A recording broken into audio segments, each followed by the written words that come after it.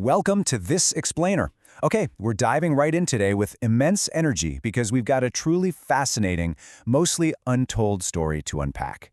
We're going to look at how a simple, everyday game of football became a profound symbol of defiance against one of the darkest regimes in human history. It's a pretty high-stakes question, right? Can a simple game of football actually act as a rebellion against a dictatorship? You know, when global politics turn incredibly dark, we usually look to politicians or generals for resistance. But today, we're looking at the exact intersection of everyday passions and totalitarian control. We're focusing on a man who used a football pitch as his very own platform for quiet, unyielding defiance. Now, what's really interesting about this slide is the sheer audacity of the moment it describes. The date is April 3, 1938. We're at an exhibition match in Vienna. Austria's absolute star player, Matthias Sindelar, has just scored against Germany. But instead of your standard run-of-the-mill celebration, our sources tell us Sindelar ran directly over to the VIP stand, literally right where all the Nazi big shots were sitting, and performed this blatant, mocking dance of joy. To understand how we actually got to this incredible moment, we've got to rewind just a bit. Part 1. The politicized pitch. Let's quickly set the stage and look at the geopolitical landscape of the 1930s. You can see a clear escalation of tension building across the decade here. This was an era where the football pitch was rapidly transforming into a highly politicized arena. Back in 1934, Benito Mussolini hosted the World Cup in Italy, and he used it as a heaven-sent opportunity to showcase fascist efficiency. Then, the 1936 Berlin Olympics served as this massive state-sponsored effort to project a powerful yet benign image of Nazi Germany to the world. By 1938, authoritarian regimes had systematically weaponized sports to project absolute international dominance. Dictators like Mussolini absolutely leaped at the chance to use sports to impress people both at home and abroad.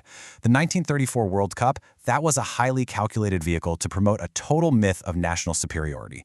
Winning wasn't just a goal, it was paramount. The players were expected to embody the aggressive, militaristic values of the central government. Football was treated as a battle, pure and simple. Part 2. Austria's famed Wunderteam. Meanwhile, just across the border, a totally different footballing philosophy was flourishing. The absolute beating heart of this celebrated Austrian squad was Matthias Sindelar. They actually called him der Papierene, the paper man. And you know, it made sense. The nickname highlighted his physically slight, almost fragile build. He wasn't a bruiser by any means. He was a brilliant, highly elegant tactician on the pitch. In so many ways, his physical vulnerability, paired with his sheer genius, made him the perfect symbol for Austria's own proud, yet totally precarious national identity. This massive clash of identities literally played out on the grass. On one hand, you had the German style, which heavily emphasized athleticism, brute strength, and very strict discipline. But contrast that with the Austrian style, known as Scheiberspiel. This was all about fluidity, cunning, short passes, and really celebrating individual creativity. So this wasn't just a difference in tactics, it was a huge ideological clash happening right there in the stadium. Part 3. The Anschluss annexation. This simmering cultural tension exploded into a devastating geopolitical reality in March of 1938. This, of course, was the Anschluss, the forced geopolitical annexation of Austria directly into Nazi Germany. In a single stroke, Austrian independence was eradicated. The entire country was absorbed into the German Reich, throwing everyday life and the sporting world, right along with it, into absolute chaos. We're talking just 3 months before the upcoming World Cup in France. The impact on the football world was immediate and, honestly, chilling. The Austrian Football Association was dissolved overnight, Jewish clubs were entirely banned from competing, the Austrian players, who had already qualified for the World Cup, mind you, were suddenly ordered to represent a unified German Reich. Bureaucrats even stepped in and mandated a politically balanced lineup, forcing the coach to play 6 Germans and 5 Austrians. They completely ignored on-pitch chemistry and simple humanity in favor of raw political optics. Part 4. The Quiet Rebellion. And this is exactly where our unlikely hero steps back into the spotlight to make a defining choice. So the crucial point is how Sindelar chose to defy them. The regime was absolutely desperate for him to put on that swastika-adorned jersey for the World Cup, but he flat out refused. His official excuse? Advanced age and a chronic knee injury. It was dramatic irony at its absolute finest.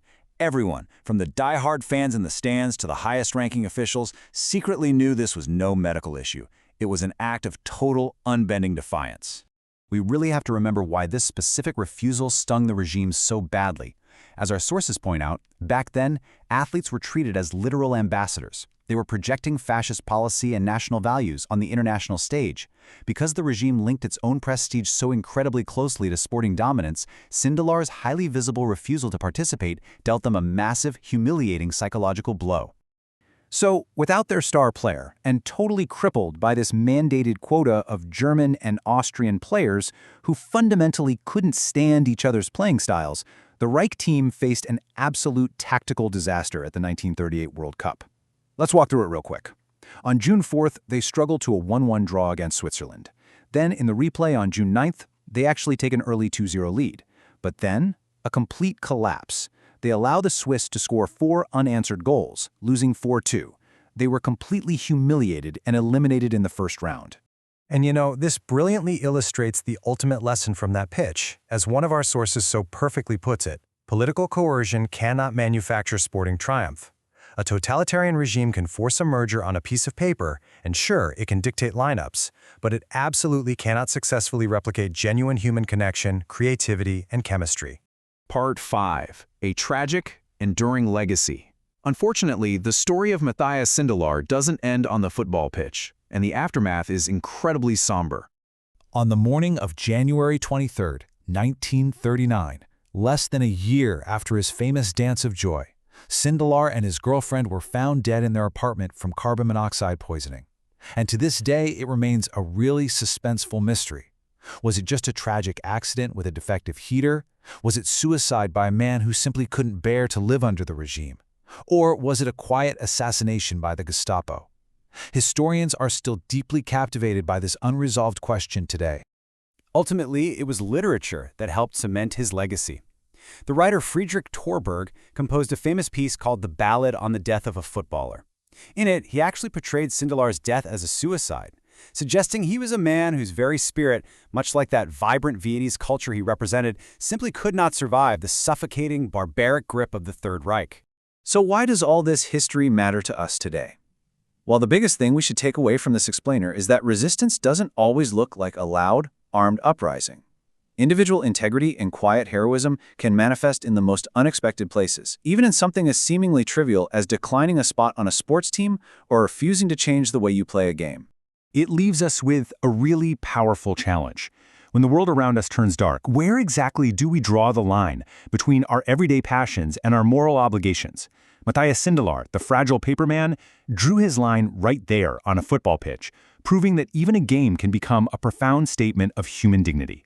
Thank you so much for joining me for this explainer. I really hope it leaves you as fascinated by this slice of history as I am.